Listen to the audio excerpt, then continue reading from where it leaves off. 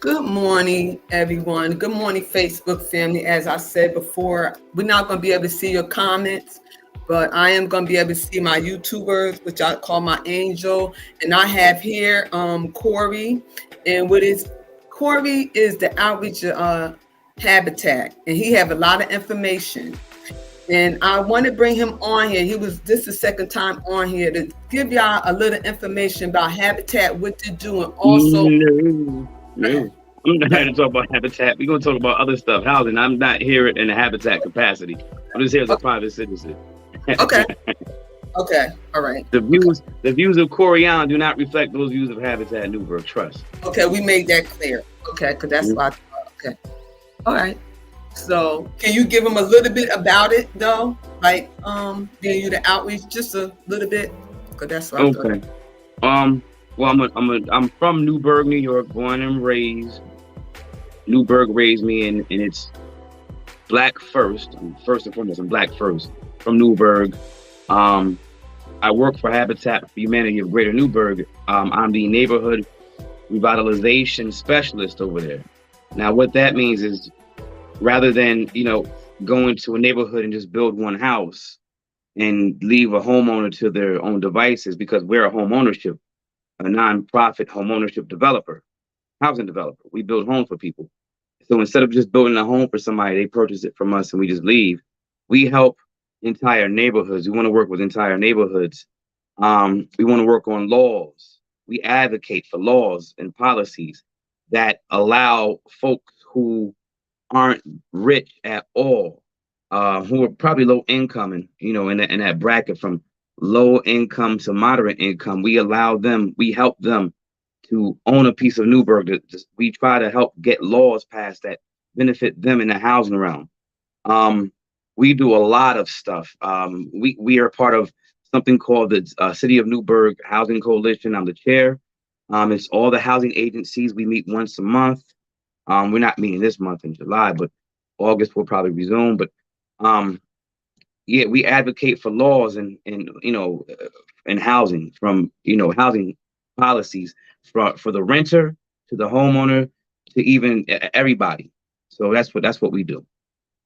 Okay, because that's all I was making it clear. Okay, being we're going to talk about a little bit everything, Corey, which I know you was educated on the city of Newburgh, being your family had estate there, homes there, business there, and everything. Okay, what can you say to an individual who was born and raised in a city that now they're doing urban renewal, and then remember back in the 60, a lot of people had to leave their homes. They didn't replace them. So now they're saying that a lot of people is looking for a handout. So what information can you give an individual that could do a research on this state? Because New York State, North Carolina, Texas, and Arizona is different. What information can you give the people on Facebook and my angel here on YouTube?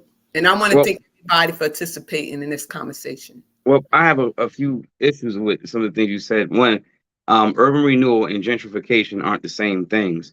Um, they have the same result, but they're not the same policies. In the 60s, urban renewal took place. Urban renewal in the 60s was a federal policy that allowed local cities to remove residents from where they lived, and which were normally black neighborhoods. They talk about Black Wall Street right here in Newburgh at the river. When you pass those grassy hills, those knolls over there, those nice hills where everyone watches the fireworks on July 4th, those used to be homes and businesses.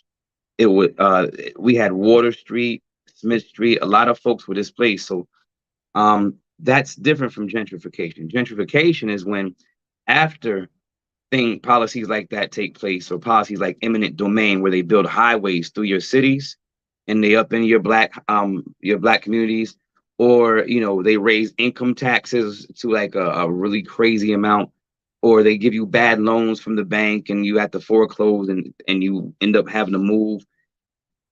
Gentrification takes places in neighborhoods where policy in the past has destroyed black wealth. You'll see gentrification take place in black neighborhoods 1000% of the time, because we have been attacked by laws that have taken away our ability to accumulate wealth and hold on to our homes.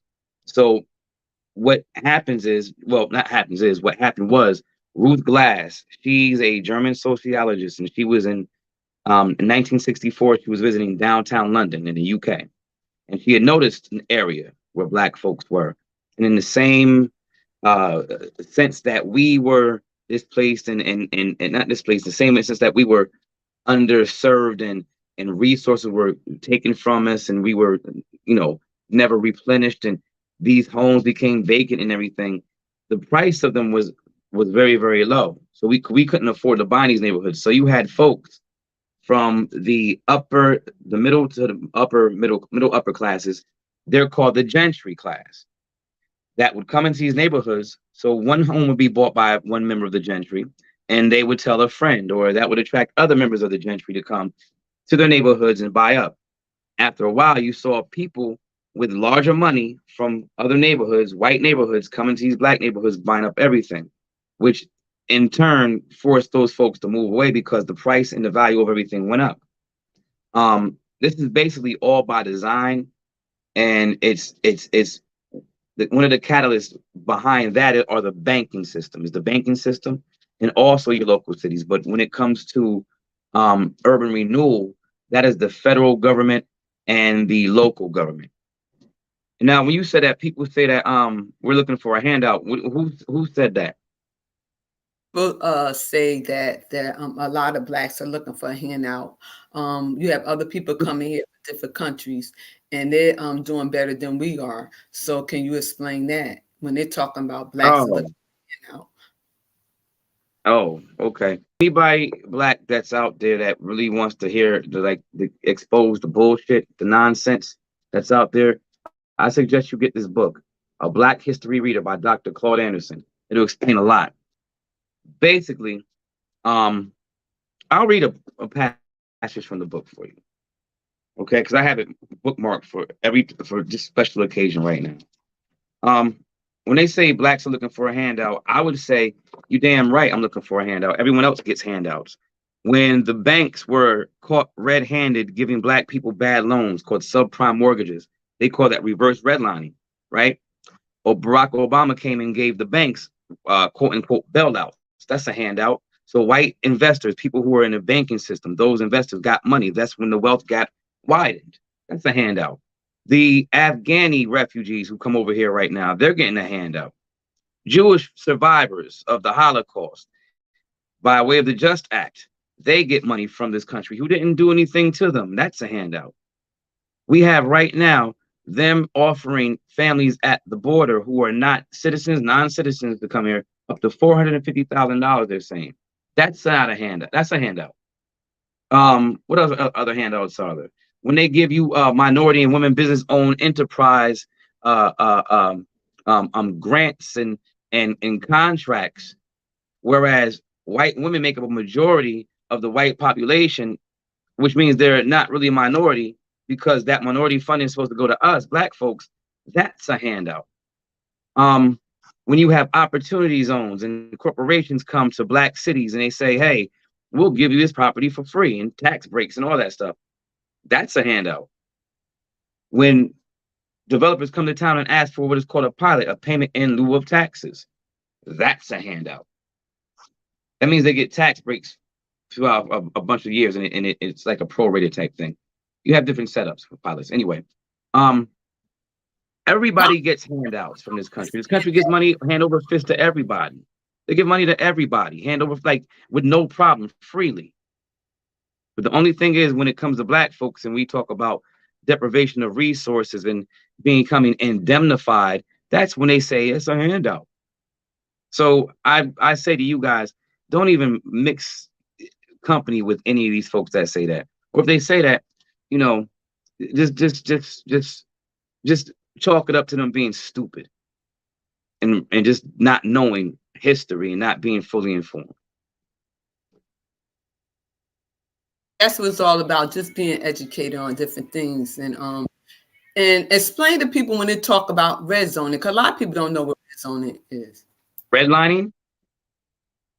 Redlining was a policy that this government practiced. Um, the basically, all right, the Federal Housing Administration That's the FHA for folks that who don't know. The FHA are the people that back your loans. They're the ones that back certain federal home loans, like for people to buy homes. Then on the flip side, in the military, you have what is called the GI Bill. The GI Bill is funds for military folks to either or go to school and or buy a home. For years, the FHA and the Veterans Administration, they didn't give us funding for mortgages in certain areas that were redlined. What they did was they had big maps that these folks drew up, and where they were like, they would separate them by race, have like certain areas, and be able to separate it by race by drawing up lines. So a green line area meant where you can have like black folks or whatever, and then you had the red line area where black folks weren't allowed to buy in. And at the same time, they gave us what are called restrictive covenants, which means on your deed there is a clause that stated this house could never be sold or owned or transferred to a Negro.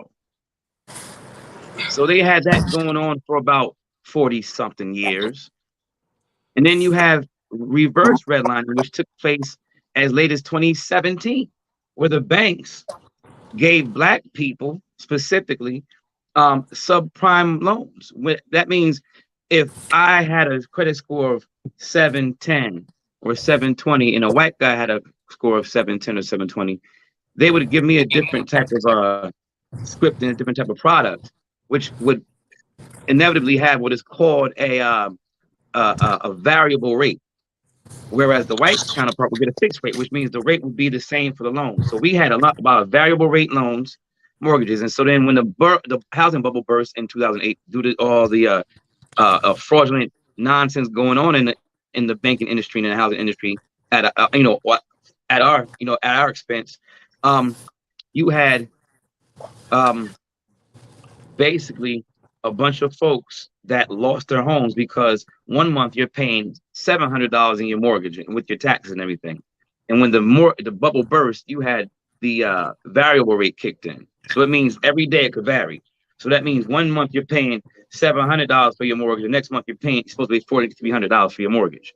I know black folks that got caught up in that. They were caught up in that by Bank of America, Wells Fargo. I know Bank of America had a subsidiary called Countrywide Bank. And they were caught red-handed. I have family that was caught with that Countrywide Bank debacle. So that's what redlining and reverse redlining is. It's basically aimed at policies by banks and by government agencies aimed at not letting you accumulate wealth. Because back again about the VA, Veterans Administration, imagine going to war back in those days and you come in here to buy a home and they wouldn't give you a loan, whereas your white counterparts were able to get one. That's exactly what happened. I want to thank the gentleman. I think this is Brooke Husband on piano. Anything you have to say, my brother?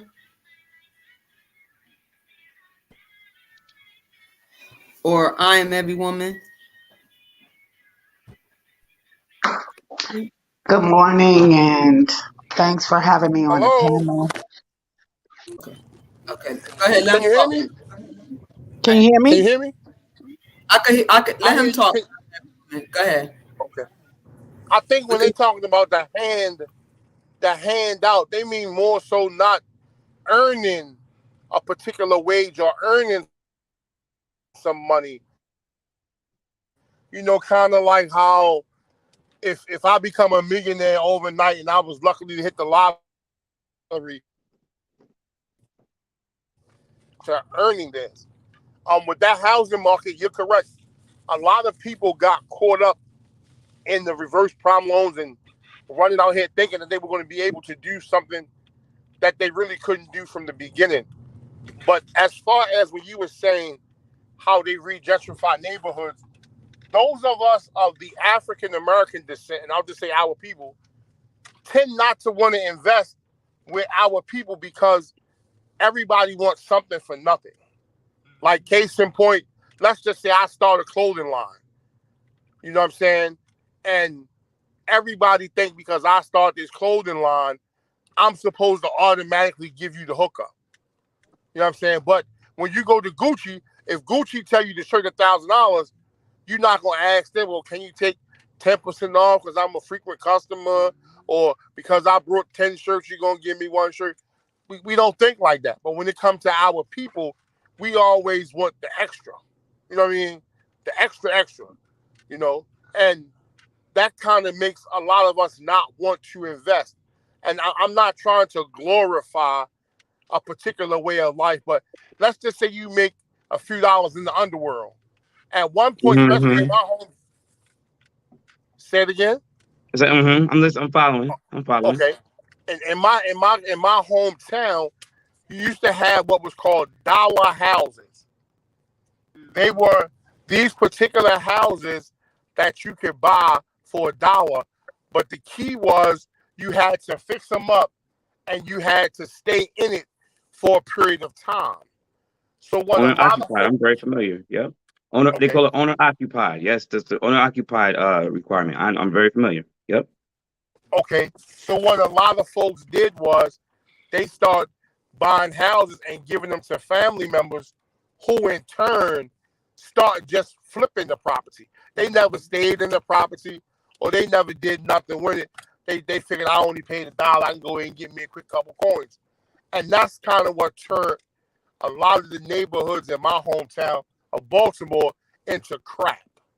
And then what happened was, let's just take, for example, if you're familiar with the Park Heights community, what happened was that the Jewish community who lives above Northern Parkway, after so long, they start seeing that this property was nobody was going to do nothing with it.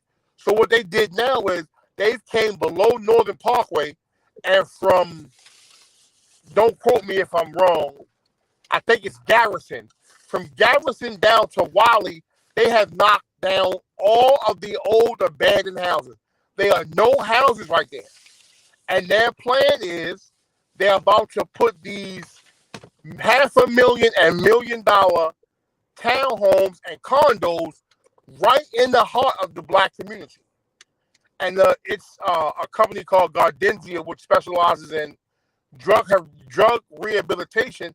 They partnered with the Jews in order to get this coin. And a lot of people are wondering, well, why would you make the partnership? And contrary to popular belief, not only will it be lucrative, it's what's best for the community, because nobody else was willing to put in any money to bring back that community. Okay, brother. Matt, let me address a few things you said here. Let's start with the last one. You said people bringing in money to bring back the community. When outside money comes to your community, then the purpose and the end result is never bringing back of that particular community. That community is going to be upended. Again, when you have investments in these neighborhoods, the property value rises. With that, the assessments rise, meaning they assess your value of your home. They send an assessor out to look at the value of your home. The cities do this. And if the market goes up, the assessments automatically go up. They automatically rise. So as the assessments rise, your taxes rise. So the taxes levy increases for the city as things get, improved. So when these rents come, when these taxes are increased, rents are increased because the landlords have to be, keep up with the market. So that's what they tell you what the market is. So that is never good for when people come into your hometown and do this stuff. And so now let's talk about something for free. You started out with saying Black people want something for free. How do you think these folks you're talking about with this money got what they got? They got something for free.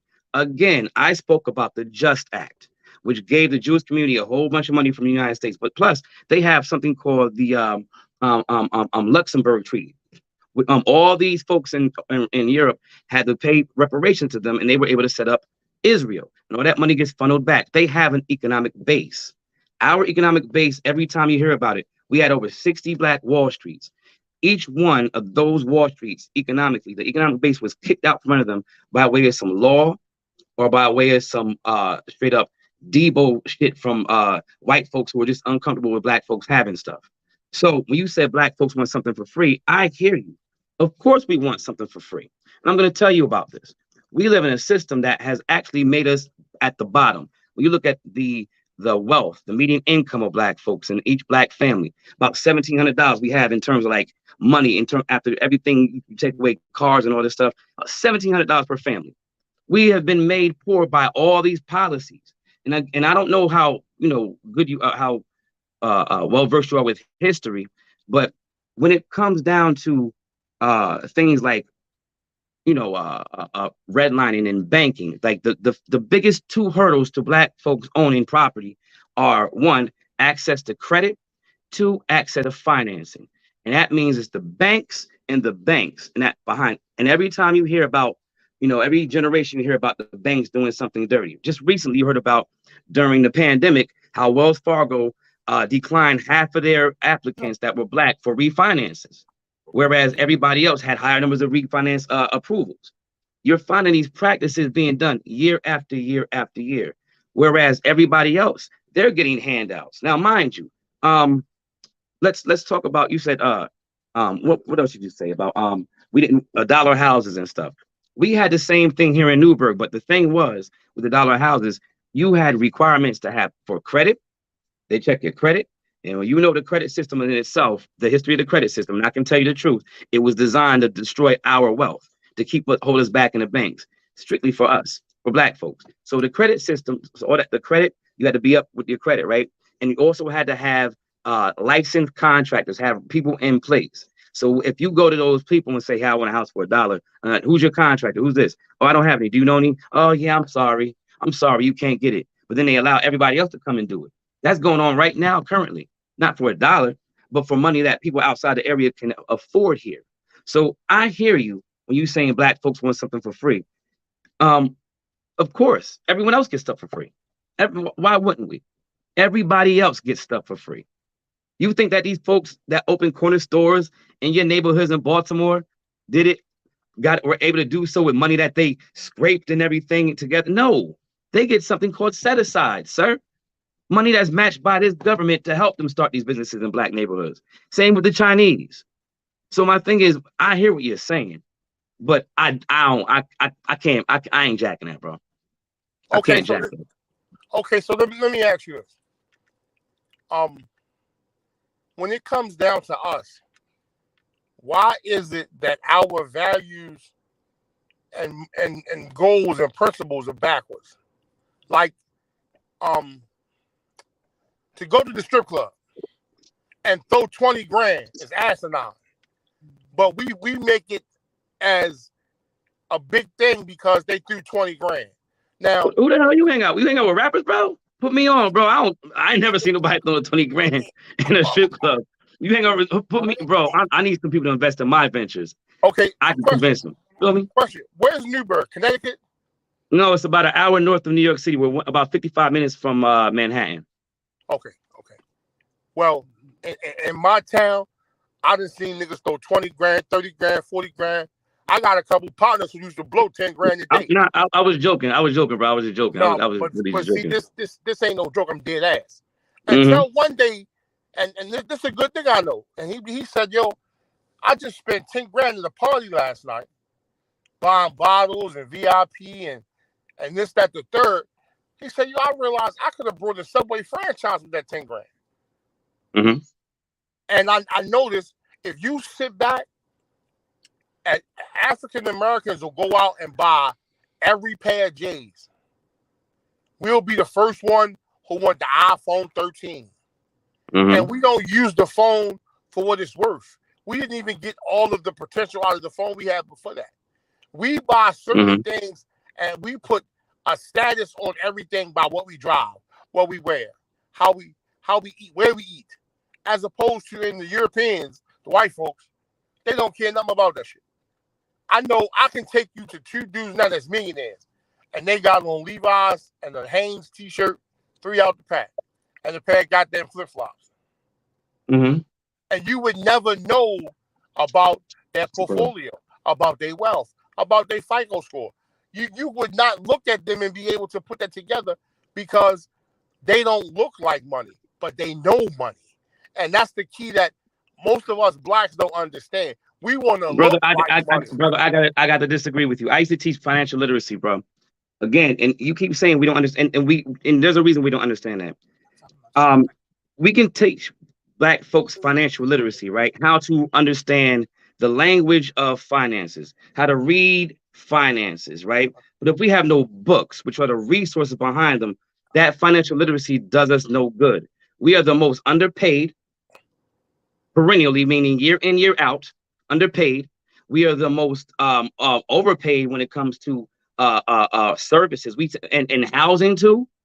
So you got to understand, we are in a predicament because because of history. Now, somebody on YouTube gave a nice example of about learning the background of things, understanding the historical context of things.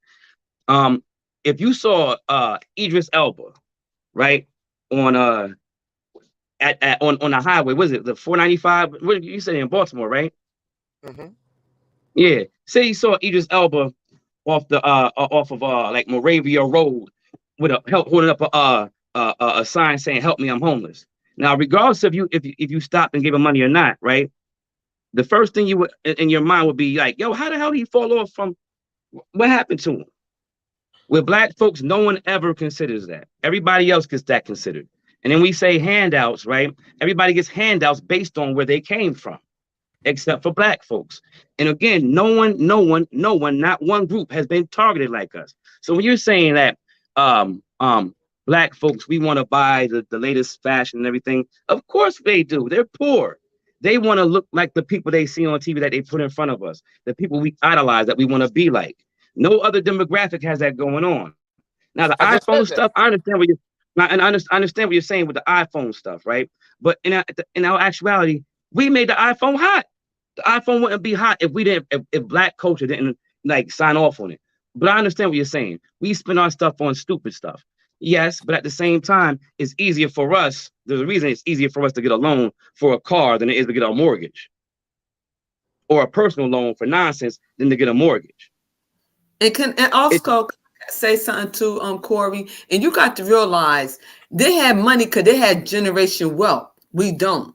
Remember that. The Real. land from us and everything. So the end of the day is they don't have to go for mortgage loan because their family have acres of land and they could build on that because your land Exactly. is collateral. So Exactly. Dr. Claude Anderson says this. Imagine, and this is what I'm saying, bro. That's why I don't agree with what you're saying, because they had a 400-year head start. Imagine playing Monopoly and you're at the table, right? And everyone gets their money in the beginning except you. And you can roll the dice and everything. You can't buy nothing, but you walk around but you're made to pay. And if you can't pay, you either end up in debt, working with somebody, or in jail. And that happened for 400 years. And then people sell us right now after 400 years saying, hey, come on in the game. Black people need to stop doing this. Black people need to stop doing that. Everybody has, like, when it comes to every other group, psychology is real. Mental psychosis is real. Bipolar disorder. You have PTSD. You have schizophrenia, which is being withdrawn from reality. You have multiple personality disorder. You have all these phobias, triskaidekaphobia, xenophobia. They have all these things that they have are clinical diagnoses. But when it comes to Black people, no one ever asks how we got there, why we think the way we do. The reason why we think the way we do is because of the system we're in. And I hear you, brother. I hear you. But my thing is, I think you need to go deeper. That's why I'm going to tell you this. Everybody gets a handout. I'm going to read this thing from Dr. Claude Anderson especially about immigration here. All right. It says here, governmental agencies and scholars have broadened and modernized the definition of an underclass as any group in America that lives as if they were in a poverty-stricken country. This immigration-based, politically correct public policy is designed to shift the nation's focus from Blacks to Hispanics, Asians, and other immigrating ethnicities. However, this gesture changes nothing in the original underclass designation, because immigrant groups have always ranked above Blacks in the order of social and political acceptability. Immigrant groups are credentialed by federal authorities and granted access to benefits. Dr. Claude Anderson, by the way, as soon as the next generation loses its accent, even those with some color are accepted as white and move into middle and upper classes. Blacks as a caste have never had the class mobility granted to immigrants. That's just one excerpt from this book. I suggest y'all all read it, because there's a reason behind why we do the things we do and everybody else doesn't. Why you see people in our neighborhoods selling drugs and you go to other neighborhoods, they're not, because they're allowed to have communities and they're getting money for their communities. Can't hear you, Corey. They give everybody else loans. Say it again. We couldn't hear you. You was going in and out.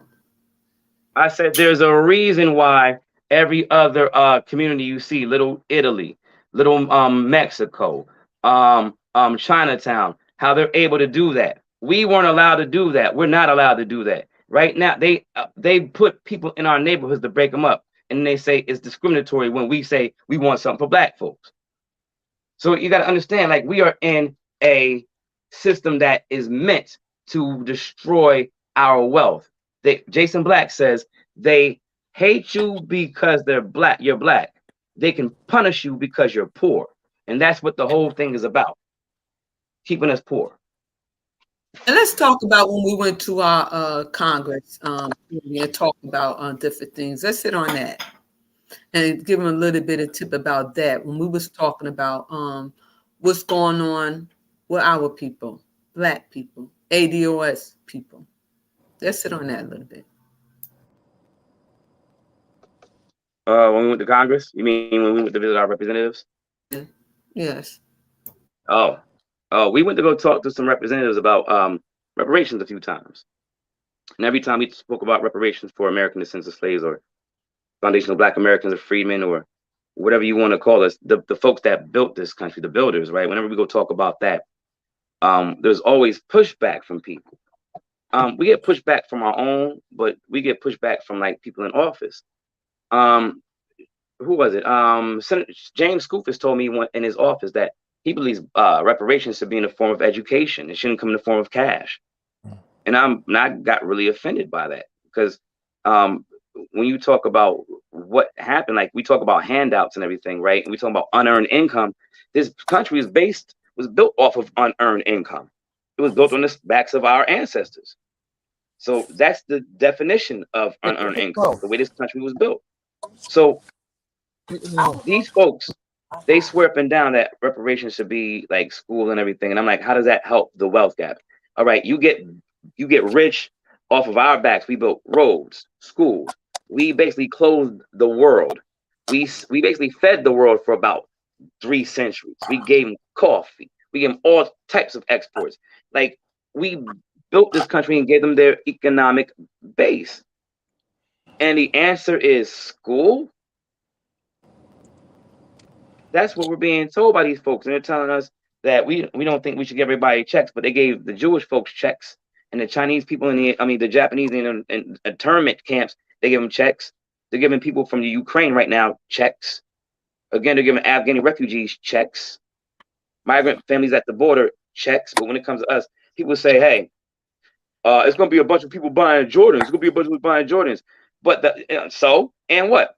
The odds of them buying it from a Black-owned sneaker store increased 1,000-fold too. But no one wants to talk about that. So my thing is, we got to get goofy folks out the paint when we're talking about reparations. And when we go in there to talk to these senators, we have to go in there and being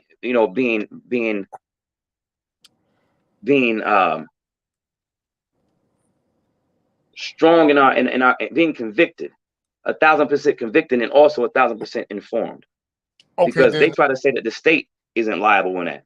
And Sheila, remember, I wrote a whole thing. We wrote a whole joint, a whole paper, the reparations thing about why the state is liable. So it's like we're well informed, and that helps. So had research too, and I think I did a pretty good job, Corey, because y'all stun them a lot. And why, like I said, it's nothing like when you have an educated Black male sitting at the table, not in that position, but know what he's talking about.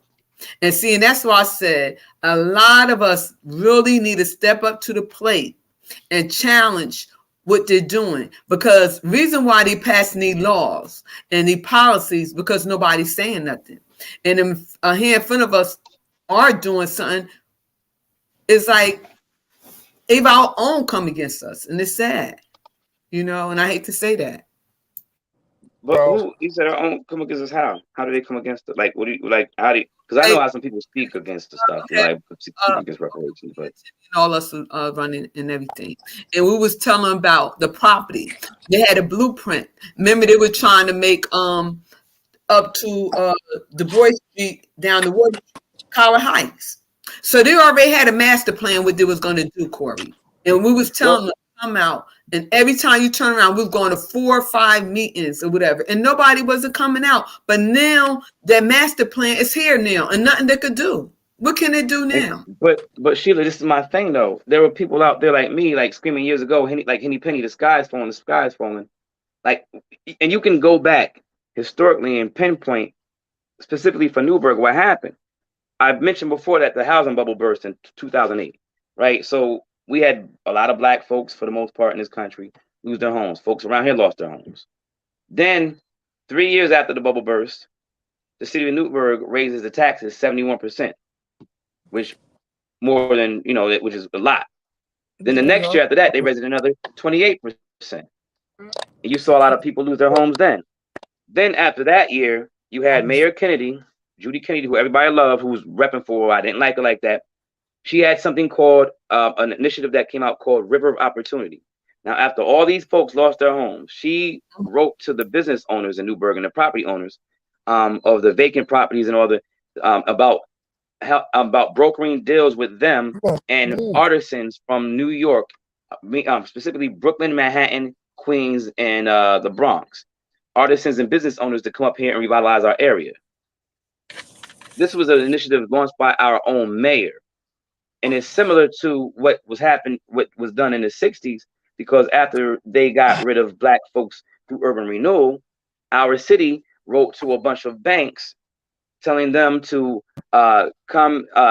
consider the gem of the Hudson. Come up here and buy up in the Newburgh, the gem of the Hudson, right after they took black folks' entire community. So it's you gotta follow, you gotta go back and look at the steps that were taken. And if you go back and peel this onion off layer by layer, you'll find at the center of all of it is a lot of nonsense, a lot of racist nonsense. Because I had left and I came back, so you know a little bit more than me. So when I came back, it was like really like wow, real crazy everything. But the end of the day is where do they go from here? Because it's not just New York, it's Detroit, it's St. Louis, it's different places too. Sanctuary And City. my brother I was talking to before, my brother, I got somebody up. I got a couple people up here you can connect with if you're interested in some stuff with real estate and connect with some brothers. I got some people up here in Newburgh that are interested in finding brothers elsewhere in other places like where you are, so I can connect you. I'd love to connect you guys. Connections and networks is always good. I'm saying it from the aspect of, and me and a few friends, we have this kind of conversation all the time. It's kind of difficult to get brothers to work together because everybody wants to be the chief and nobody wants to be the Indian. But for example, like in my particular hometown, like I was saying to you, the crime rate has gotten so high that you have parts of town, people are just moving. I mean, like Historical Park Avenue, these $500,000 red brownstones like you have in New York. Folks is just like, yo, I don't even want to be here. Let me get a couple hours and I'm gone. Like it's gotten to the point to where as though our people are at each other because they don't know better. And everybody, like I said, like the biggest thing in Baltimore now is this squeegee kid. And pardon me for saying this, when it was brought to my attention a year ago, me and my oldest son was riding through town and everybody was howling the squeegee kid. And these were real live little kids, 14, 15, 16, standing on the corner trying to wash your windows. And I said, like, damn, what happened to the days of folks selling dope and coke?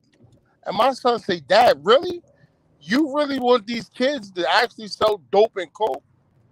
And I was saying, no, I really don't. But yet my idea of you getting money wouldn't be to walk up on somebody's car and want to wash their window.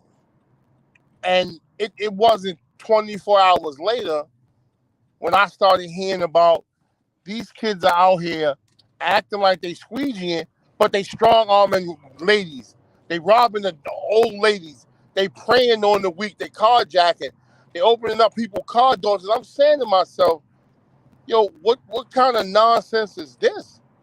And a lot of these young kids and young kids who I thought they have an addiction, and the addiction is opioids, and they believe that they don't want to be called a dope fiend, so they pop perks and they be rolling until you explain to them that a Percocet is an opiate. It's the same thing.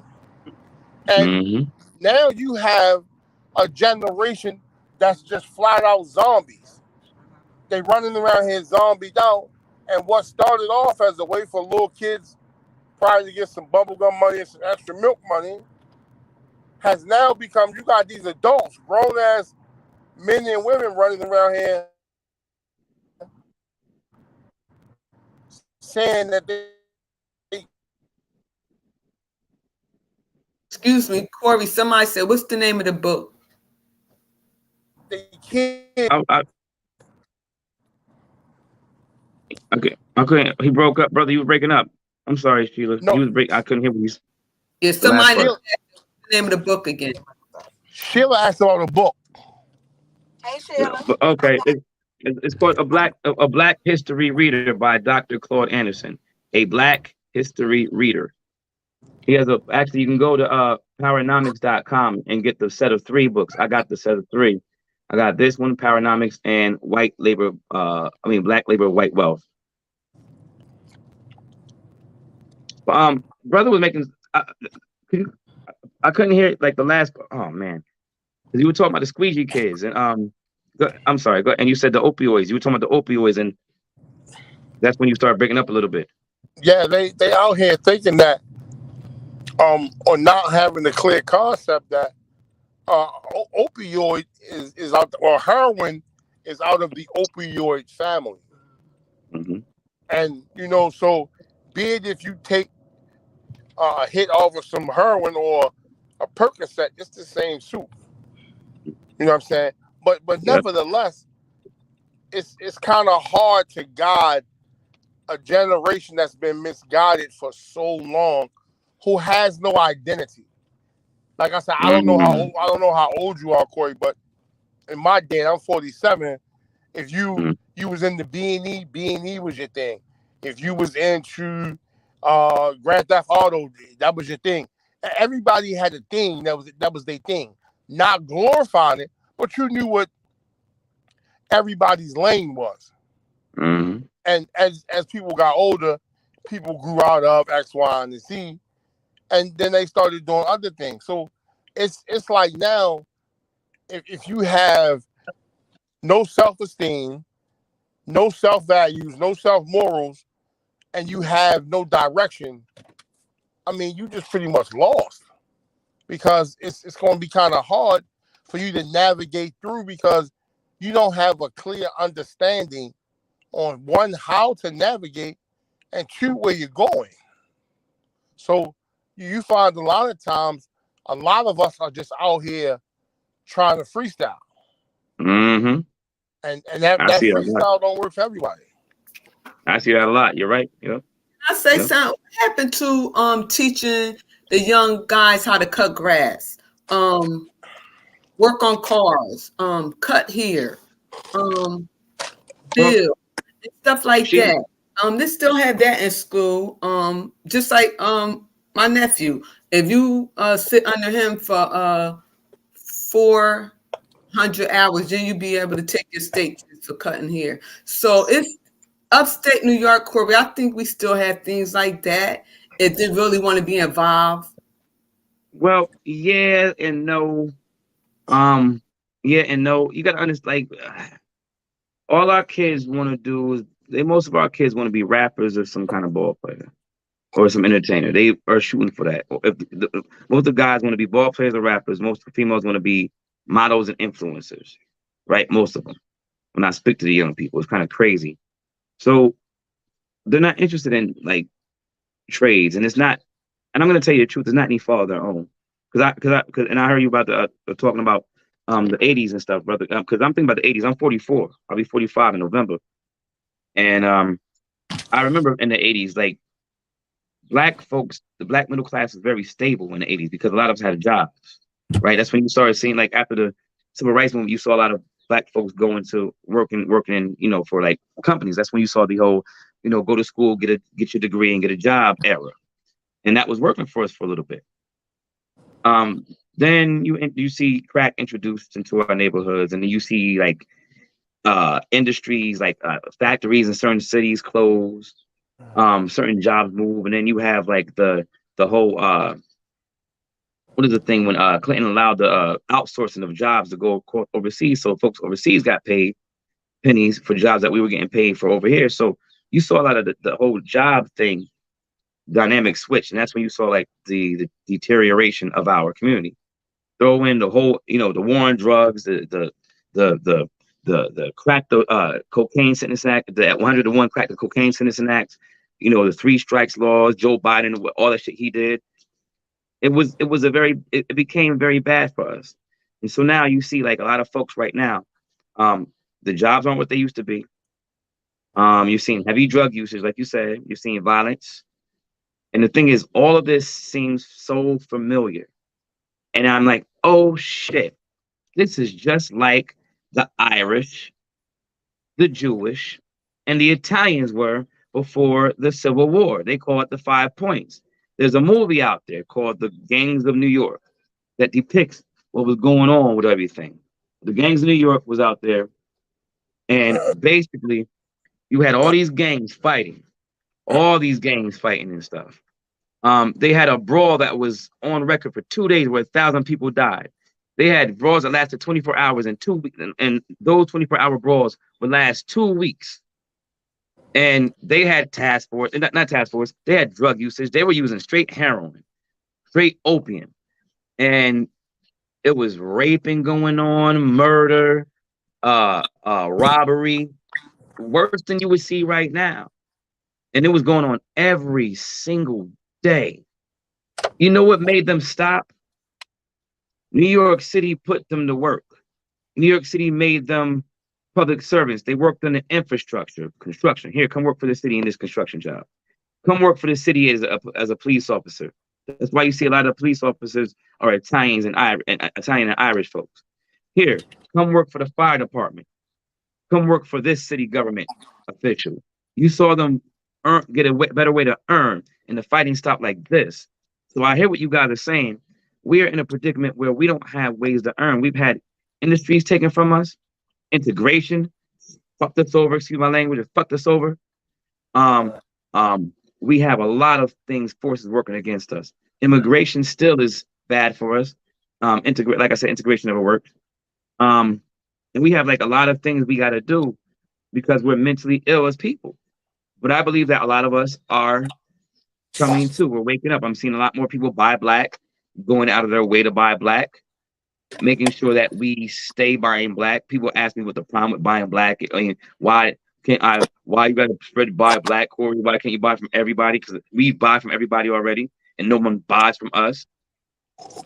So we've been. I think we're getting better as time goes by. That's why I encourage you, brother. I got some folks I can connect you with that are of like mind, like you. We're looking to invest. That's why I'm saying it's up to us to find those folks that are like us, that are like-minded, that want to see us progress, so we can learn history, learn policy, and then teach those who don't know. Because at the end of the day, here in Newburgh, when it comes to policy, I got folks who've never been involved in politics, right? Always been street their whole life. They'll pull me over, Corey, what's going on with this? And I explain it to them like, yo, I'm glad you explained it to me. Like, I never knew that. I'm like, yeah. And then going forward, they become more aware and they become more attentive. So it starts with us. And you know what? It's starting at home too. It's starting at home too. Because if you're a good cooker, you could start your own restaurant. Look at my nephew. He loved cutting hair. He have his own barbershop. Mm-hmm. Look at Sarah. She make her own soap, her own products and stuff like that. So it's up to the individual and your parents is your first teacher. Mhm. You A lot can't of these make parents don't know though, Sheila. Sheila, go ahead. like that with all right, barbers. We're always going to need barbers. Always. Entrepreneurs with soap. Always We're help. always going to need soap. We're always going to need soap, right? Those are things that we always need. But again, most parents used to tell their kids to go to school, get a degree, and work for somebody, get a job with somebody. So when the pandemic hits or recession hits, we're the first to get laid off and the first not to be working. We don't have any skills with our hands. So you're right. The parents, it is on the parents, but the parents don't know.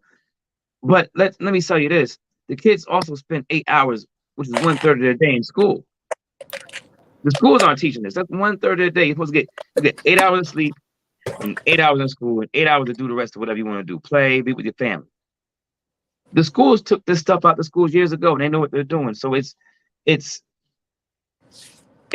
yes, it's our fault for choosing, not even our fault.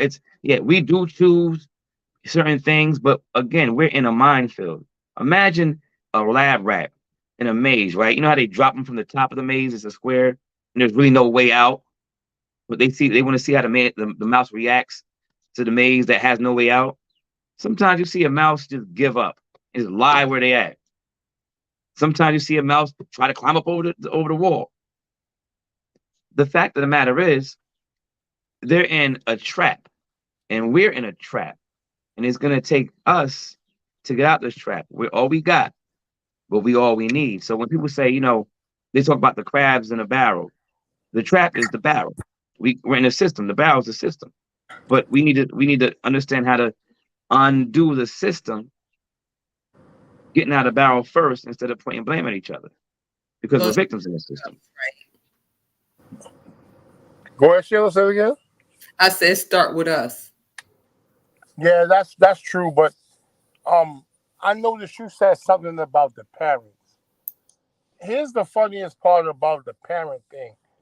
Most parents now are still children, Right. and most big mamas are just becoming adults.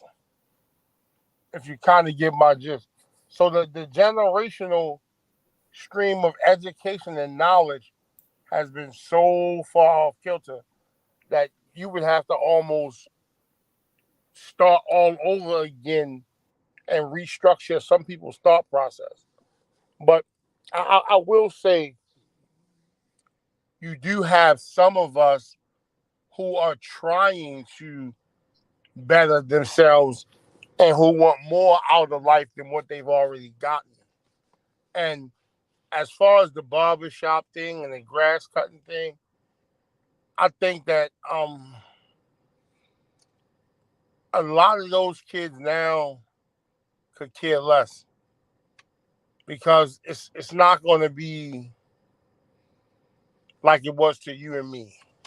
If you get my point, like they don't understand that if you learn the craft of landscaping, you can kind of write your own ticket. They don't understand if you know a little bit about being a doctor, you could easily earn a decent living and probably become one of the most successful whatever in that particular field if you apply yourself. And when you That's our come, generation's fault though too. That's our generation's fault too, brother. I Let's be can't honest. That's our fault too.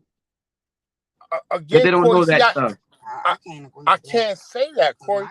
Like, excuse me, I'm talking. I'm sorry. Pardon me. Corey, you from New York, right? Yeah. Huh? Okay. So I remember at one time, New York dudes would come to Baltimore because they were under the assumption that Baltimore niggas were slow. Nah, And I New ain't say York that. dudes would take over.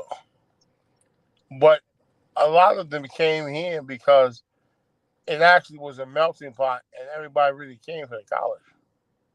Mm-hmm. Because to go to Morgan is pretty prestigious back then.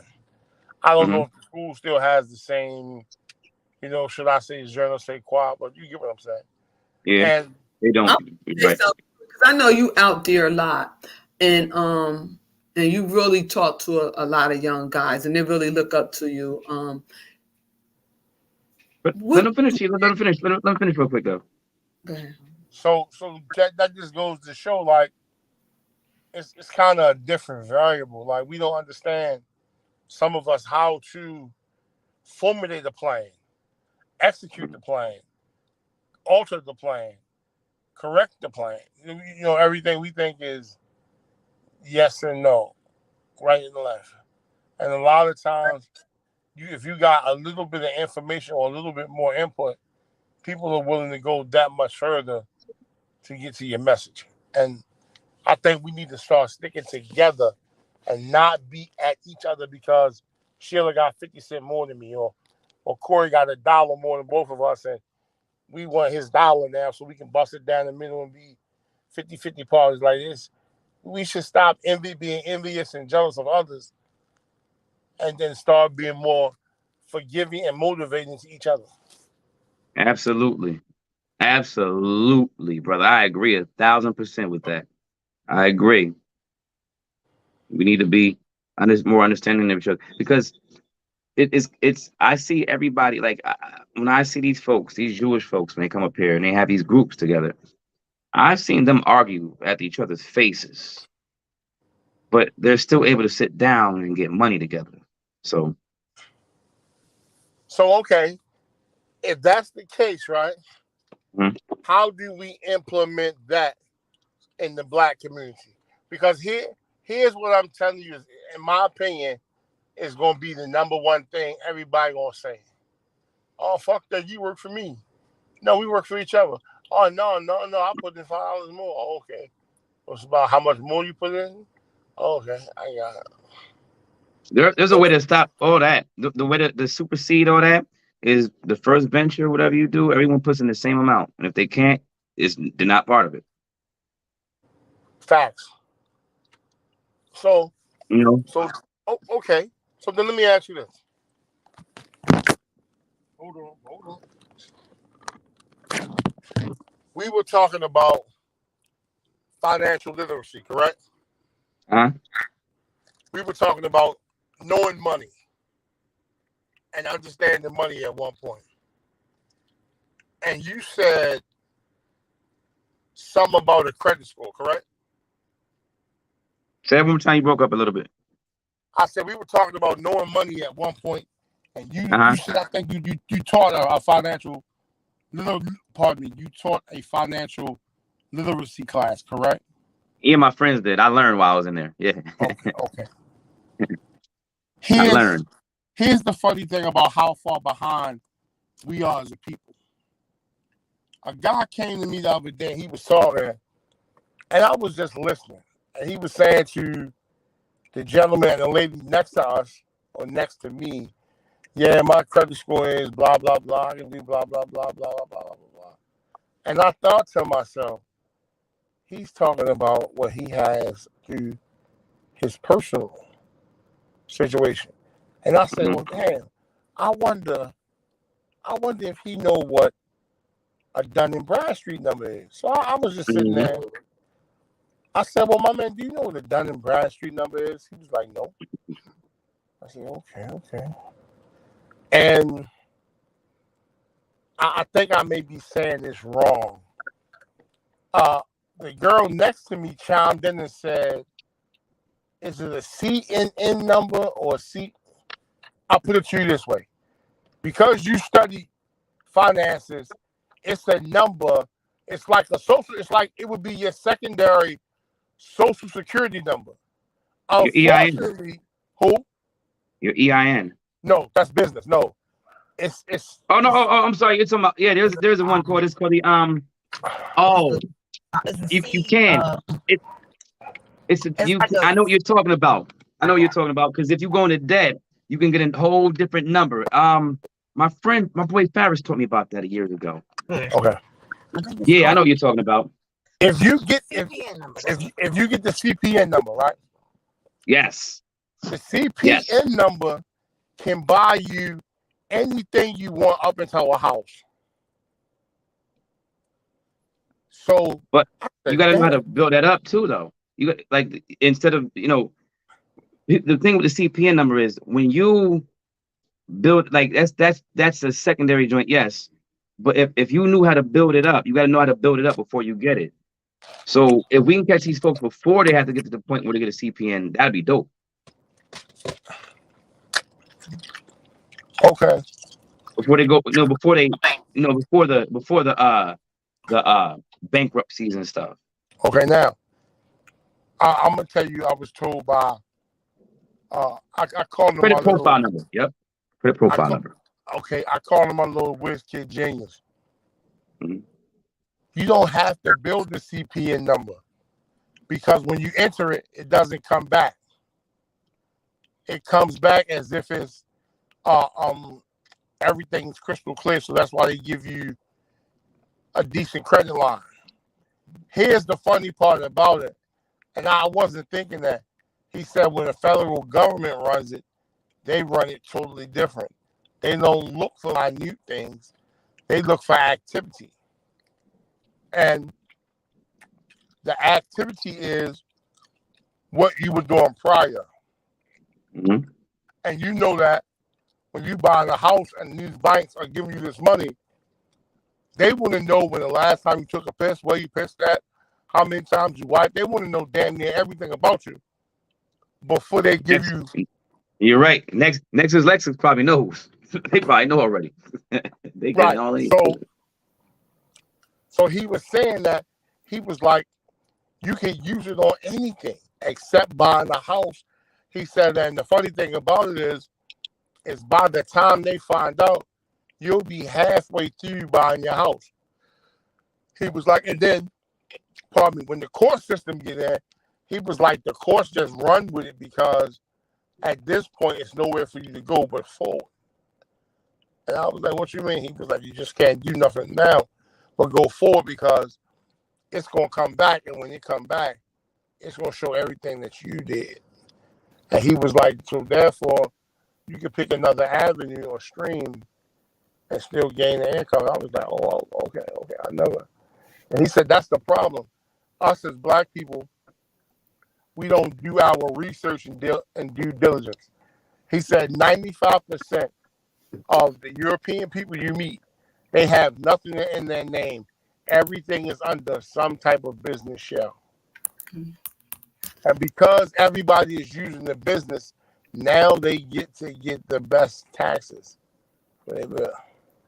Okay. And I was like, that's crazy. He was like, that's how you keep your money away from the IRS and you keep it growing towards generational wealth. I said, damn, I looked into it and it makes total sense because the government they don't come after you and they can't go after the business if nothing's wrong with the business. So what they have to do is they have to wait for you to make some type of error. But if you don't make an error and you stay within the ramifications of the guidelines, it's tax-free money. The information. I'm every woman would you like to say something? I know you was on for a while, then you got back off. Anything you want to put your input on this conversation? Good morning, everyone. Good morning. To everybody that's Morning. on the panel and everyone that is actually partaking in the conversation. Just want to say that this is vital information. Living in the South, I'm in North Carolina, and according to history here, there used to be a Black Wall Street here.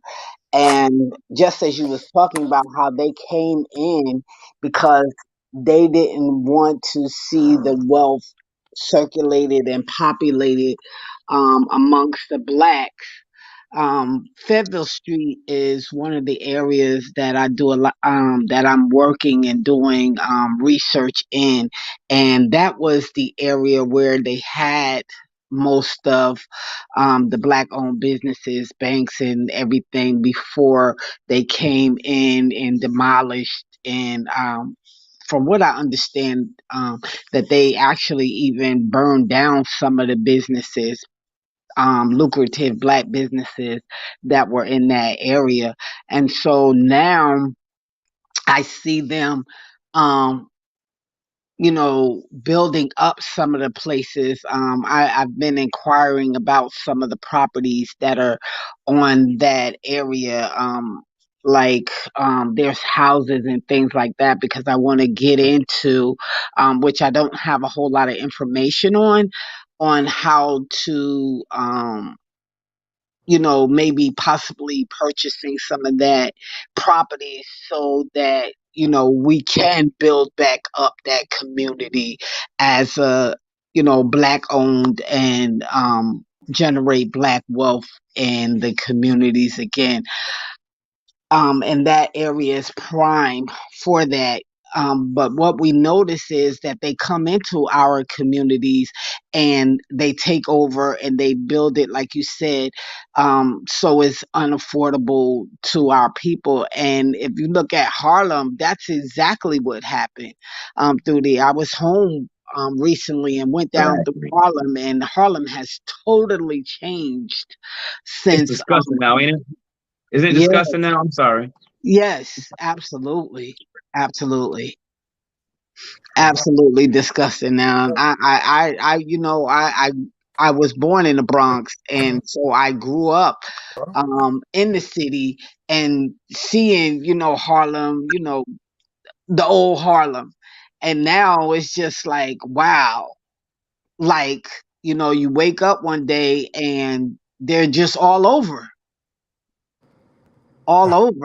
And the Apollo is even looking like it's Oh, that's you gone. know, That's gone. yeah, That's not ours. It's not ours anymore. They're having who was there at one of the rock bands? I think it was Metallica or something like that. I was like, what? At the Apollo? That's And at the gone. Apollo. So that's yeah, Over. but I think our people need to wake up and begin to move together and unionize together and see, this is what they don't want to happen, is for us to wake up and realize that we have and we possess a power that they're trying to suppress. Because if we ever figure out that we as a people are much stronger, I gotta see if they got the stuff. are much stronger together than divided. That's why they come into our communities and they drop the drugs and the guns, and we utilize them and we demolish and diminish our own self and our own communities. So um I just I want to see a solution where we can come together, build back up our communities, take our communities back. I know a solution. The solution is to basically squad up. It's basically to organize. Everything we do, we should do it as a group. When I go to city council meetings, right? Here in Newburgh, specifically, there was a large contingent of immigrants that wanted a municipal ID. Municipal IDs allow for folks to cash their checks. If they're working somewhere, it allows them to cash their checks locally because they're not allowed to get state IDs because they're not citizens or federal IDs. They're allowed to get municipals from the city. So when they were fighting for it, City Hall was packed with a bunch of immigrants that night. Packed. They had their kids there with them. The first time I saw it, I've seen meetings where the kids are there. It's 11 o'clock at night. They're still there with the parents, and it's packed. Everyone's there on one accord as a big ass fist together as a group, right? When I speak to black folks about politics, my kid had to go to school tomorrow. I can't. I don't. I'm working at night. No, no, no. Call out. It's for your people. First thing that they do, the other folks do, you hear things like La Raza, meaning the family, the race, or this for our people. They'll tell their kids, they'll make sure their kids are fully informed. Our kids aren't fully informed because they're into everything else, because the parents are into everything else. And this goes back to what we spoke about before. Because I remember y'all said something about like the kids are raising parents, or kids are raising kids now. But if you want to be honest about it, back in the days, my grandmother had a kid when she was what? No, she was 27. Her sisters had kids when they were like 16. We had a bunch of folks back then, but the thing was we had a bunch of marriages. We were married at an 80% clip, which means we had whole households, full-on families of support. And also back then, we had our own communities where we had our own businesses, we had our own people, we had our own schools. There was no special ed in schools back then. There wasn't no disproportionate dropout rate or disproportionate suspension rate in schools. We had our own communities. Now, the thing is, how are we able to sustain those is by way of resources. And that's what we need. The answer to all the things that we're going through right now are resources. We have to stop being ashamed to ask or not ask, demand from our folks resources. That means when it comes time to vote, we don't vote Democrat just because it's what Black people do. We have to be like straight prostitutes, hookers out there on the strip, on the stroll trying to get money. We got to make sure that the person that comes with the most money gets our vote. We don't support anybody else unless they come and tell us what we need as a people. Now, and this means something. In all honesty, Black folks, I'm gonna tell you some shit right now. What it means is when it comes to issues of everybody else, I see Black folks repping for everybody else. People at the border, Afghanistan, Ukraine. Meanwhile, the Black unemployment rate here is like 6 to 7% every year. And we're worried about other things that have nothing to do with our community. We talk about voting rights, right? Meanwhile, we're at the polls more than everybody. And we support people blindly. So right now, we got a president in right now who's giving everybody and their mama money. Everybody and their mother money. We talk about reparations. They talk about we got to study it.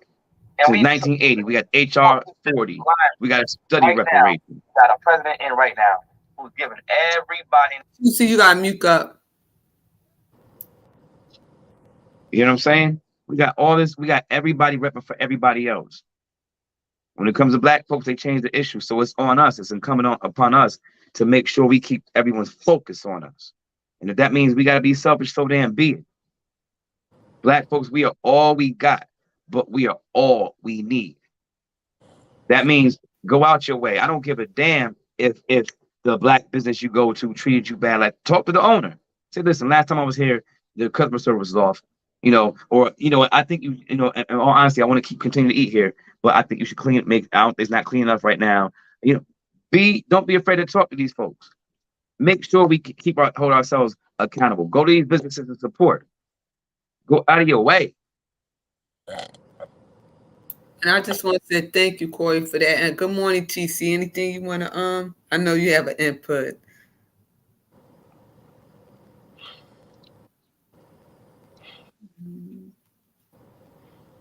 Is she frozen? Let me see. I can't unmute yourself, TC. Okay, I'll wait till she unmute herself. Anything else do you want to say, Corey? Yeah, just because you was right. We do have to support our own, and the end of the day is we go to other restaurants, we have problems, but we still support them. So we do have to support one another. And brother was right too. We are the most underinformed people on the planet, especially in this country. And the thing is, in a country that has treated us the way they've done, it's so detrimental to us to be misinformed or uninformed. It's so bad. That's why I tell people all the time that the shit we pay attention to, it means nothing. I have people rather talk to me about power and Book of Ghost and basketball than talk to me about the laws that are gonna basically ultimately put us out of this city. Right. That shit's annoying. Right. And it's sad. It's sad because, like I said, they don't know. And if they don't know, they're not going to talk to you about those things, Corey. And like I said, kids having kids, and they're not having morals and standards. Come on. Let's keep it real here. And that's why a lot of people have to really teach other kids. You know, I had a lot of kids flop at my house because their mother wasn't teaching them. Their mother wasn't getting them attention out all night long. And then you gotta realize some mothers on drugs, leaving their kids in the house by themselves, and they're having the younger ones can't go to school because they gotta watch their brothers and sisters. So there's a lot going on that is not being addressed. And That's then the when cycle of poverty, though. Sheila, it's the cycle of poverty. Those folks in 5 points are going through the same stuff. The poverty. When you see poor neighborhoods, you see drug usage, people trying to cope, escapism. That's what the natural remedy to that is for poor people. That's all they can afford to escape.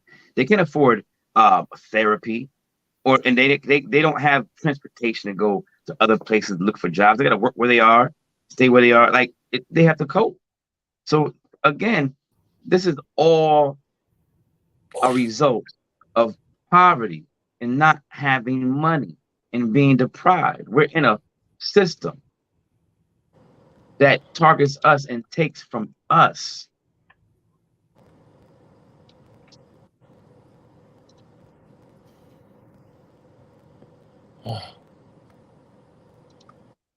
Oh shoot. Hey Sheila, can you hear me? my grandson, that's all. But the end of the day is Corey. That's why they're getting that money from us.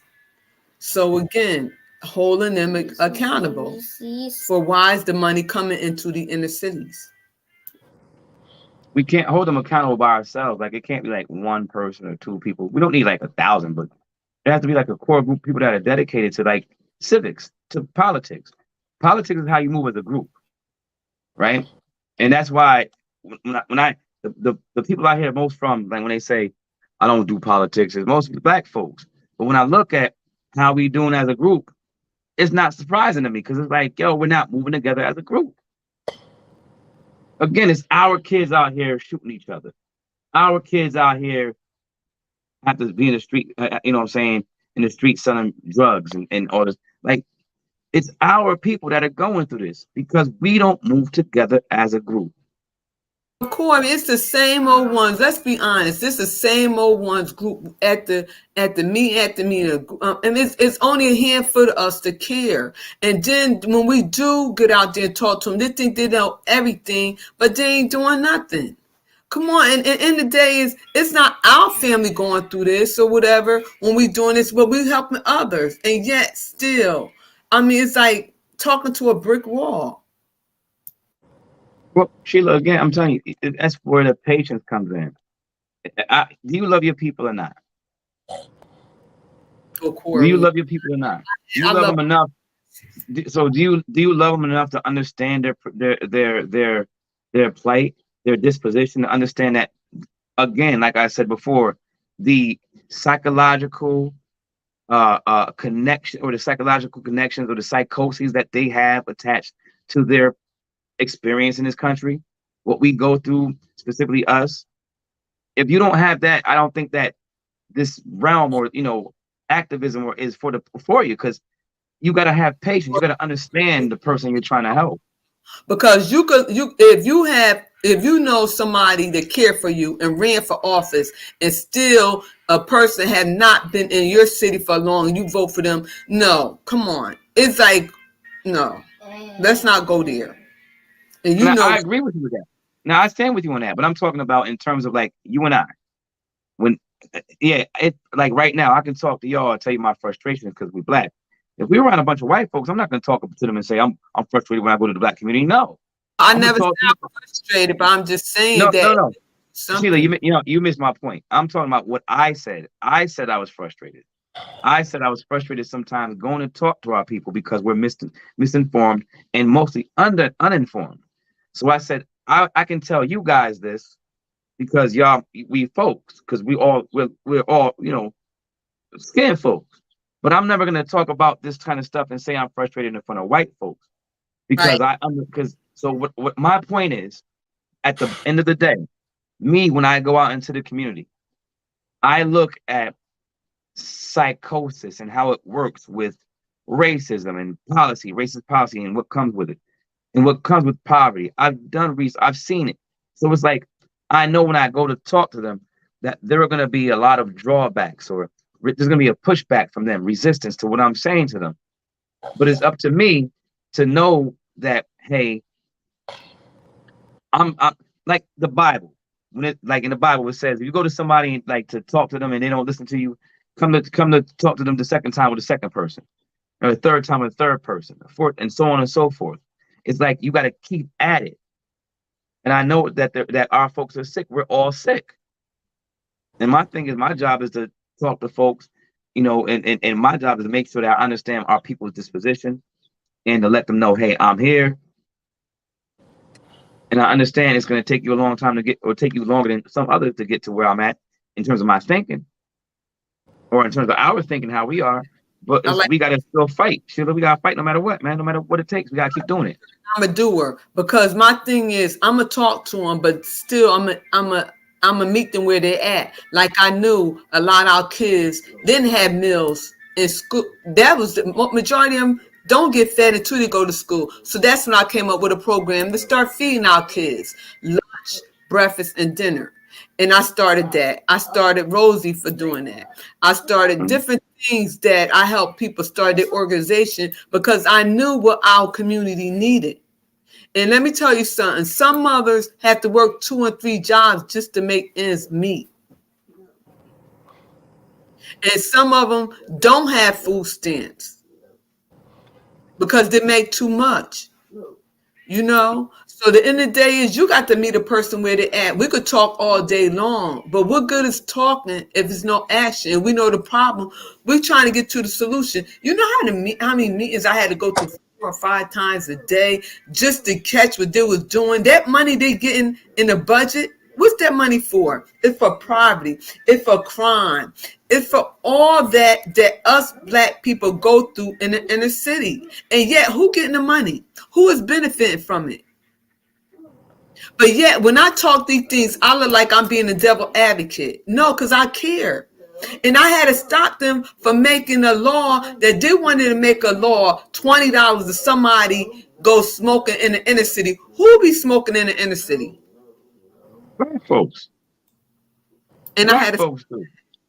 I had to shut down City Hall because they had other contractors come in for Connecticut and get jobs, and they wouldn't give it to our Black males. But Sheila, this right here, actually, that right there kind of contradicts what you said before, because you said there's no sense in talking. This is the importance of talking. The importance of talking is getting people gamed up and educated on the history of what happened. Like, I bet a lot of Black folks here in Newburgh, when I talk about the whole from 2008 to the present, most folks don't even know that history. But when we talk about what it did and, you know, what happened and what it did to folks and our wealth, it's put in the perfect context and they understand it. So I think we should have these conversations more often. Right. But it should be between us, and we need to leave outsiders out of it, because oftentimes these outsiders come in and they dilute what we're doing. We start talking about everything else, LGBTQ, minorities and all this stuff, and everything gets saturated and it gets diluted and it becomes no longer about Black. We have to have conversations with like this that are about Black. Recently, I gave my sister and them and a couple of people, they're in this it's called the Newburgh Parent Alliance. I begged them, and I'm still begging y'all, put Black Parent Alliance on there, because every one of y'all are Black. And the thing is, you are the things you go through that your kids are going through are unique to them. So you need to put the pressure on these folks and let them know that Black folks ain't having it. For some reason, Black folks are scared to put Black in front of stuff, and I hate that. Wear it on our sleeve. We are a group of Black folks who do not want such and such to happen to us, or a group of Black folks that want these resources. We're scared of that nowadays, and that's the big problem nowadays. Okay, they're not gonna put Blacks on the recording. You know that, right? Huh? They're not gonna put Black on nothing. Let's keep it real. They're gonna put. You know that? You know what we've been through. So you actually. No, I'm talking about Black folks when we organize our groups. We like to name them things because we think that we're gonna have some big minority coalition thing going on. We're gonna have people from this community and this community come in, and they're gonna all help. We're gonna stand together in diversity, and we're gonna win, right? But at the end of the day, our interests need to be focused on us. We don't need to organize with other groups when we have something that is specific to us happening to us. If you find it, if you find right, you organize, you have a bunch of black folks whose kids have been mistreated by the school district. And you look around and say, "Oh, the common denominator is these are all black kids." So the school district must, logic would tell you the school district is targeting black kids.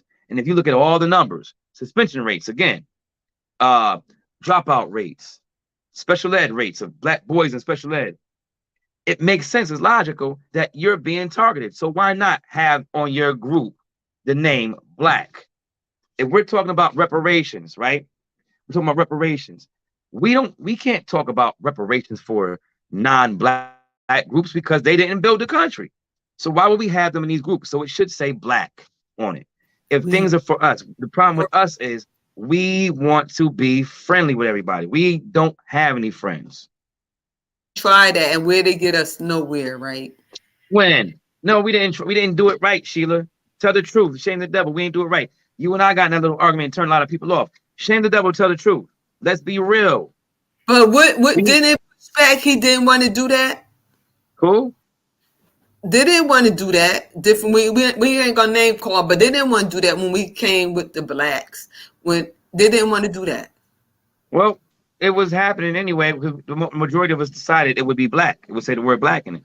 So my thing is, again, right now, Newburgh, you got a bunch of like a smidgen, small amount of black businesses right now.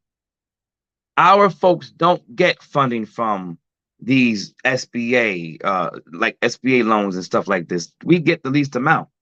We don't get grants because we apply for them by ourselves. But if they got together and kind of made a federation of black businesses, the Newburgh Black Business Association or the Hudson Valley Black Business Federation, right? You can go as a group and lobby to these folks for money. Give us this money. We got a bunch of people that are a bunch of businesses that you haven't given funding to, and we need funding. What are you going to do for us? We have a hold in our community, right? We got a hold in our community. Also, on top of that, right? We have influence in our community. We're right here. We have a foothold in our community, and we have influence in our community. We'll tell them not to vote for your ass next time. What you gonna do for our Black Business Federation? We went before Ice Cube. I think we did pretty good job, Corey, when we started. I think it was pretty good, and I think we was getting a lot of pushback. Oh no, we got pushback, but my thing is that don't matter, Sheila. Who cares? Like, listen, the pushback we get is the same old arguments, and you saw them with your own eye. You heard them, the arguments. Yes. If they get reparations, they're gonna spend it on Jordans. It should be in the form of school and education. I believe in reparations in the form of education, equal job, access to jobs. That's not what we had. That's not what reparations is about. This country didn't build, they didn't have equal access to jobs back then. They made us work and we didn't have jobs. Basically, they made us slave. So my thing is not about equal access to jobs, it's equal access to resources and what was going to happen. Recompense, indemnifying us, helping us return to the state before the calamity took place. Right. And if we stay on that, we good. Yeah, we gotta stay focused though. Right. And we were, and a lot of people were saying then, okay, ADOS, how far are we gonna go back? Okay, let's talk about immigration. The people coming here. How you feel about that, Corey? That though they was born here, but their parents wasn't. Let's talk about immigration. And let's not just talk about let's talk about Black immigration. Well, I don't right now, no, honestly, I think that all immigration should stop until we get it right. What I mean by that is this country's letting people in that have lighter skin, right? But when it came down to the Haitians, they was like, nah, niggas, and it looked like some slave shit. Like it looked like a plantation. They were getting beat with whips and stuff. So when it comes to us, it's like, nah, but everybody else is okay. Bring them in. You know what I'm saying? And it's like this basically it stinks of the original immigration policy. You know what I'm saying? You remember what I'm you know what I'm talking about, Sheila? I know what you're talking about. Even when they had a border, how they was treating the black ones, beating them while they was on horses and stuff, and it was disgusting. It really was. What's the thing? This the thing on the Statue of Liberty. I just looked it up. Here we go. Here we go. Give me your tired, your poor, your huddled masses, yearning to breathe free, the wretched refuse of your teeming shore. Send these, the homeless, tempest tossed to me. I lift my lamp beside the golden door. So basically, that was the United States calling to Europe, telling them to send your folks over here and get this free nigga labor. Come over here and get these homes and take part in this nation that these Negroes built for nothing. That's exactly what that was. That's what that was. That exactly what I read just there is an invitation to Europeans. It's the same thing now. So everyone's allowed to come here and get whatever they can get. But when it comes to the Haitians and the black folks, it's plantation time. No, stop the whole shit, and then we start over. What we gotta do? Throw the whole hand, everybody hand in. We gonna reshuffle the deck. That's what I believe, and it's not beneficial for black folks anyway.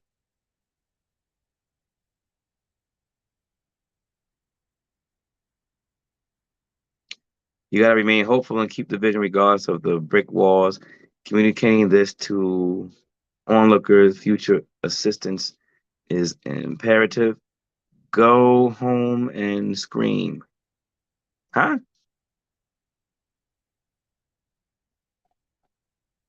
That's Miss O.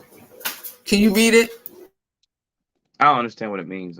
You got to remain hopeful to keep the vision, regardless of the brick walls. Communication, yeah. The truth. Yeah. So, other words, saying.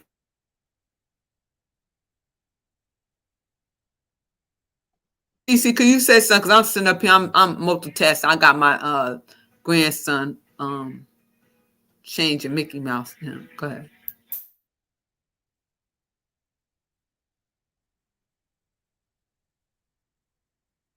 Anything to say, TC, or anybody have anything to say until I get finished? But the end of the day is we just had to focus on ADOS because there's a lot of stuff going on. Is they're trying to keep us unfocused and we're not paying attention. Being positive, yeah. We gotta stay focused and be positive. We're gonna have pushback, but meanwhile, don't stop that for your mission and your goal and your vision. You got to keep on going. Because that's what they want us to be frustrated. They want us to give up. No doubt.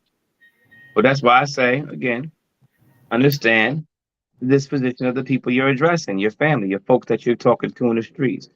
What is really going on? Where how did they get to be the way they are? What made us this way? People say violence. Yeah, we learned that from the white supremacists. We got taught that. We weren't violent. They taught us that. They taught and gave us the resources for it. Guns in the hood, right? From up guns. We don't have access to gun stores. We don't go to gun we don't even attend those gun workshops or rallies or shows. Guns it's our protection. Nothing wrong with guns. No, but hear me out though. We don't attend those shows, those gun shows, and we don't have access. We don't go to gun stores. We don't get licenses for guns. So my thing is, where the guns coming from when it comes to our neighborhoods, where people are poor at? Where are they getting the guns from? Where are they coming from? And for some reason, the police always focus on the people with the guns. They don't focus on where they came from. It's like the opioid crisis. They keep talking about the opioid crisis. It's the doctors writing scripts for people. They're the biggest drug dealers on the planet. But when it's black people, it was lock them up. So it's again, all we have to do as a people is realize that the system we're in, and it's meant to victimize us, and that other people just like us have been victimized, and that we must be patient with each other because we are being victimized on a daily basis.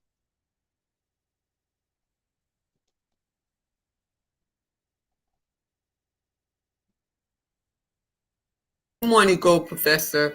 TC, do anything you have to say? Because I don't know, her keep on going in and out. I don't know if TC what's going on or whatever. But this was a good conversation, Corey. We got to do part 2 on this. Where I'm more focused when I don't have my grandson. But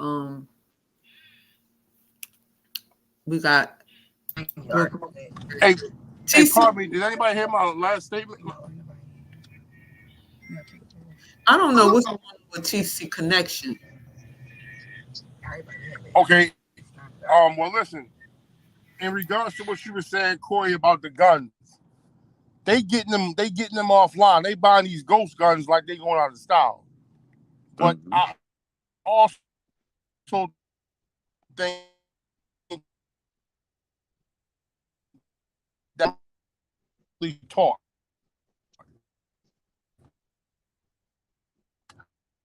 I think we should understand why you bear arms, when to use your arms. You know, when I was in middle school, elementary school, I know white kids been going hunting since they were 6, 7, 8, 9 years old, 10 years old, and they know what to do and how to do. Whereas though us, it's and we look at it as a badge of honor, and that's not what it's about. You know, you have a right to bear arms for protection for yourself and your family.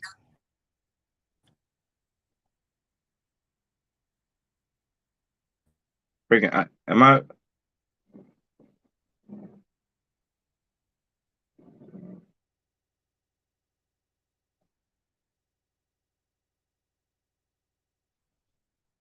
You breaking up, Corey?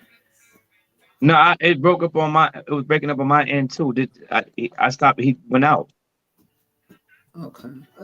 TC, I'm gonna text you and see what it go through.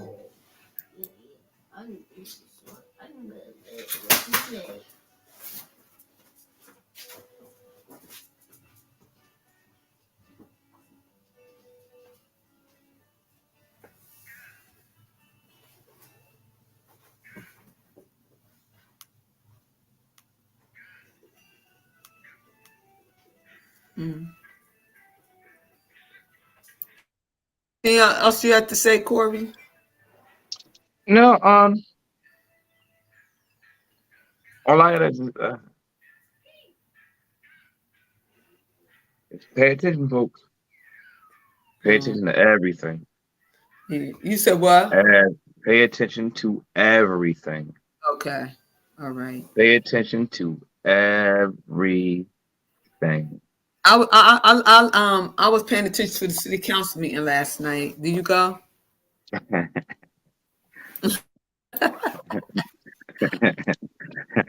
was there. I can't, Corey. Huh? I can't with you, Corey. I was there. Okay. Because you know what? That's the only thing I don't like online. They don't show us who did. They just give us a little piece of it in a little corner. And I'm going to talk about that too. Because then I can't really say what I have to say. Because I don't know, they're blocking me, so I can't say nothing. So I have a lot of issues. But I will be at the next one. I don't like online city council meeting. No. Mm-mm. But I will have the mayor here the 27th. Okay, good. So you watched the city council online the other night, you said? Tonight. You watched it online, right? Yes. What do you think? What do you think? We'll talk about it. We'll talk about it.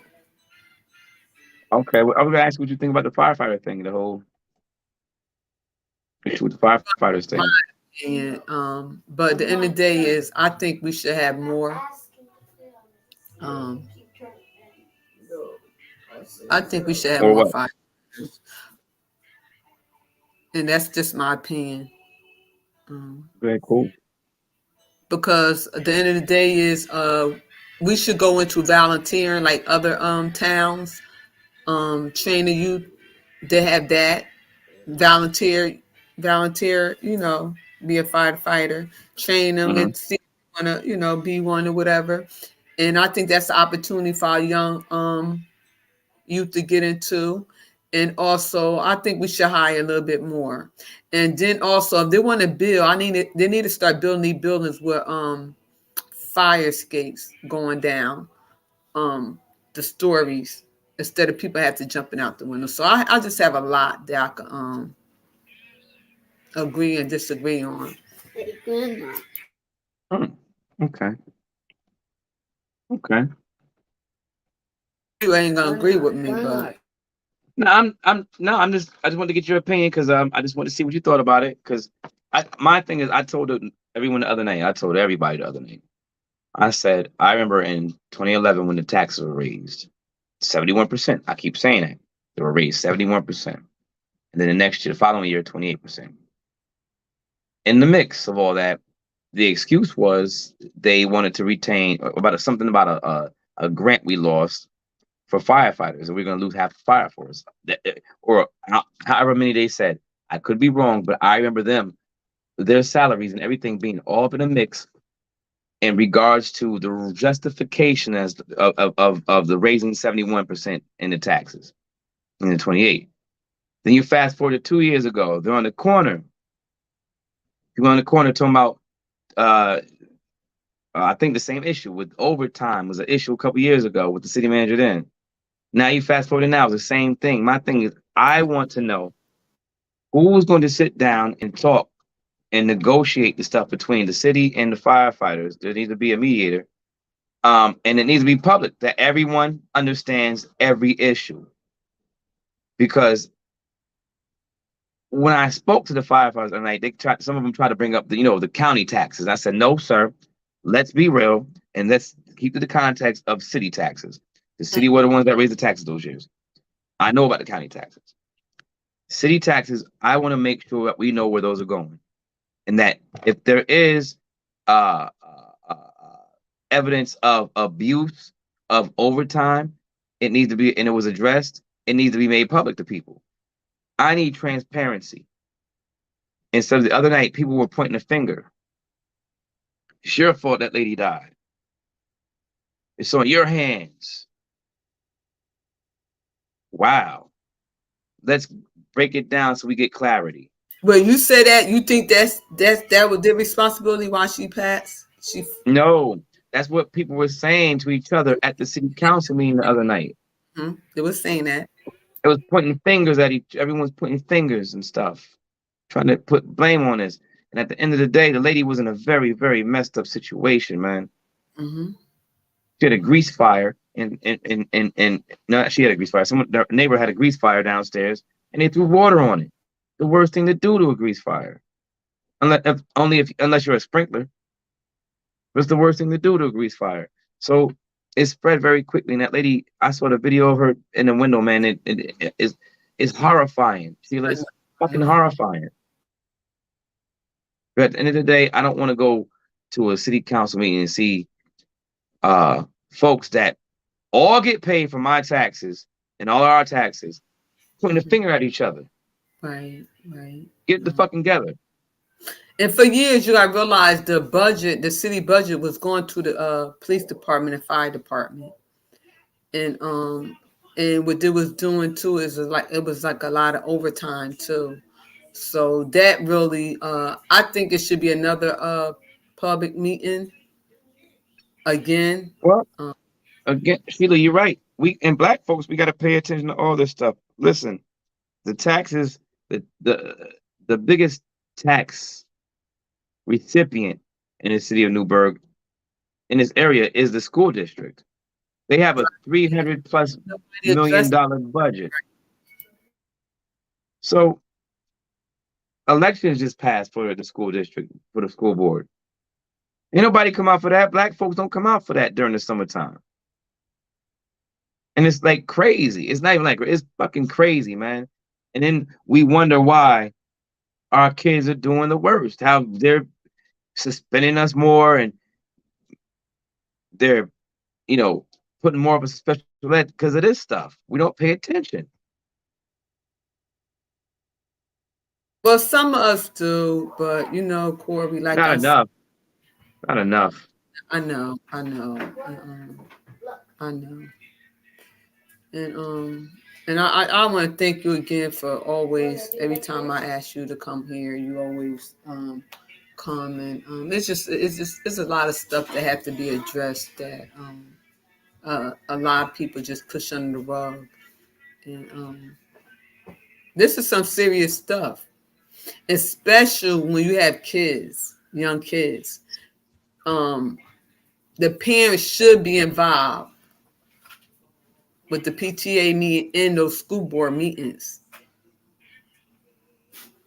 and they're not. It's not enough. It's not. You're right. A lot of parents. I told my mother this. My mother came from the South, right? Williamston, North Carolina, 50s and 60s, segregation.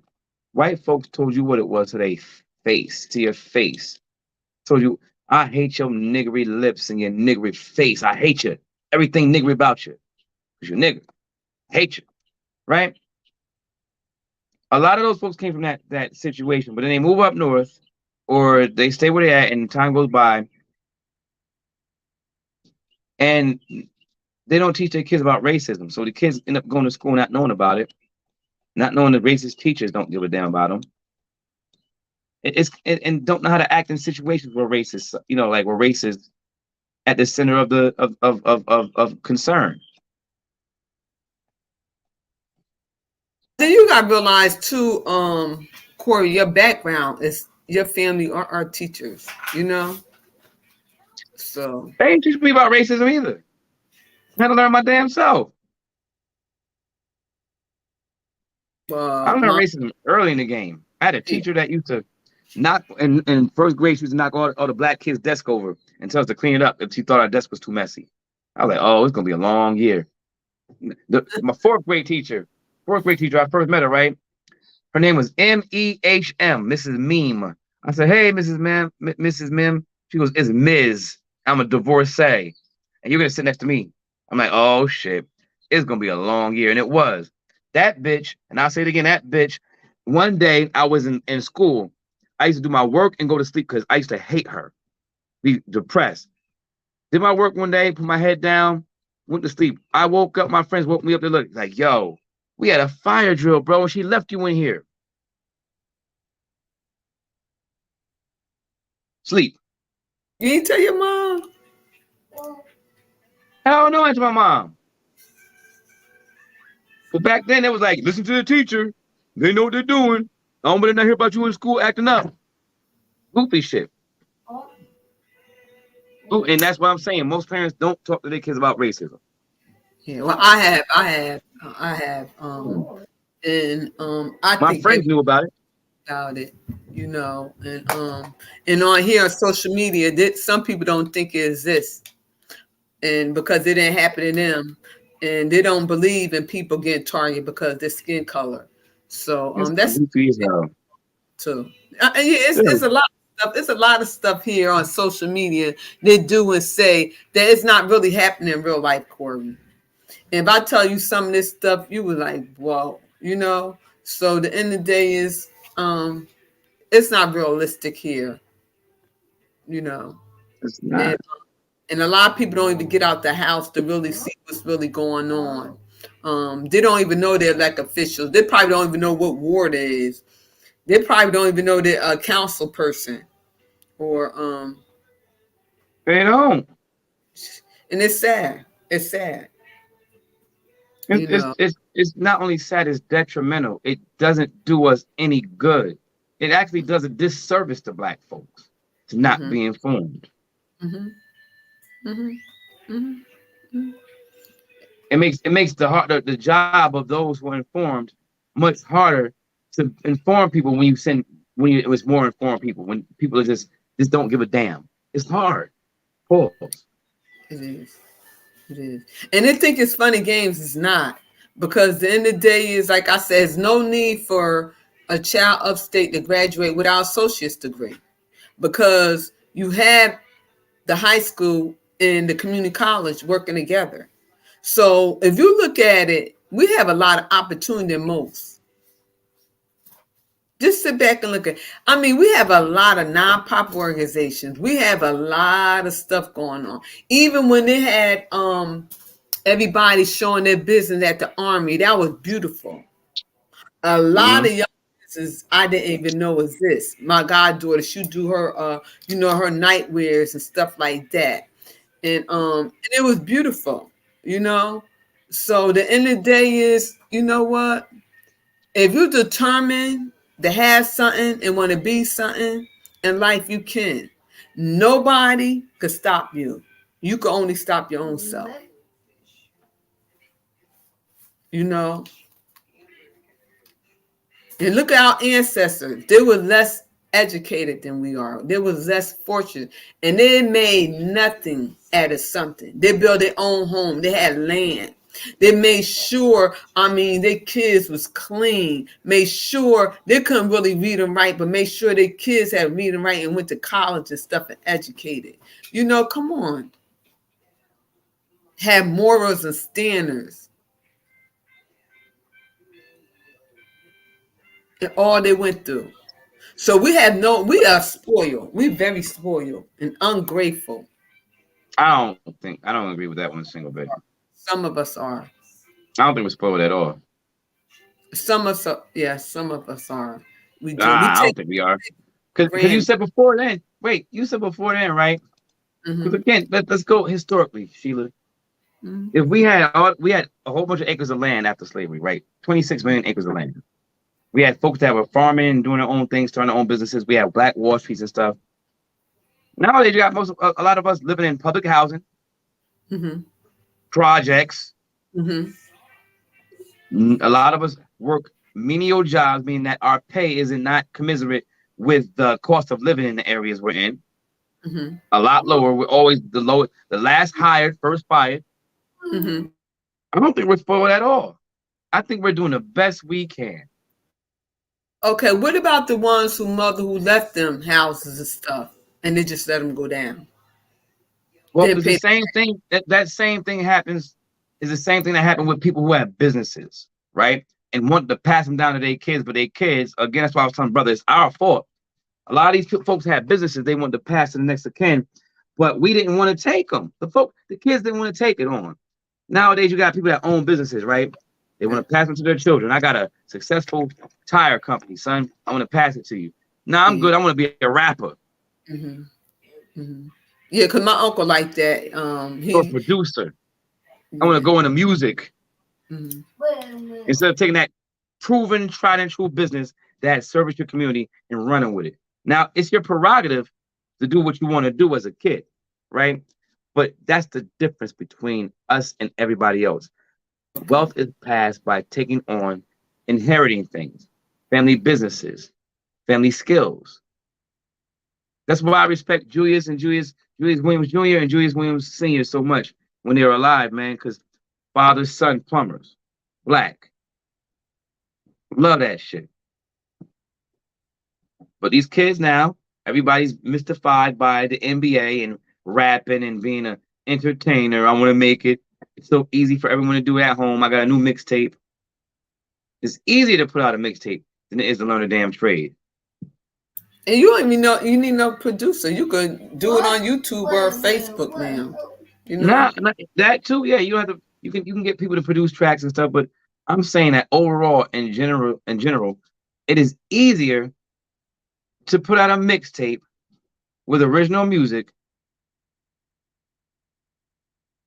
than it is to learn plumbing or electrical engineering.